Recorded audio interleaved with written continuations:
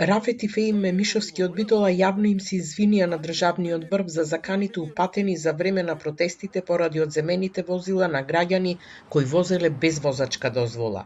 Извинувањето го објавија преку видеопораки на социјалните мрежи. За време на блокадите во Битола, тие изјавија дека ќе има убиства и тепачки, доколку полицијата продолжи да ги конфискува возилата.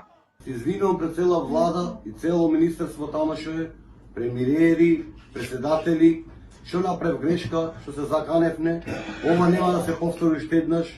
Значи бев изнервиран, на брачите ми одеде колата, по стрес малце бев не сите граѓани, сепак се извинуваме, повтор ќе кажам. Дојде син ми и ми кажа, татко ми ја зедоа колата полицијата.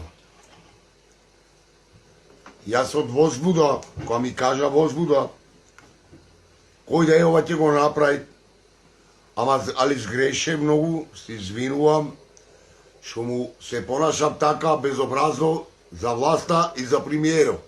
Револтирани граѓани на 3 февруари го блокираа магистралниот пат Охрид Прилепка и Битола, а протестите се проширија и во други градови.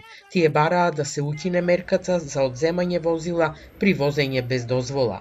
По изјавата на премиерот Мицкоски дека од МВР побарал жесток одговор за заканите и нарушувањето на јавниот ред и мир, протестите престанаа. Независниот полициски синдикат поднесе кривични пријави за заканите кон полициските службеници.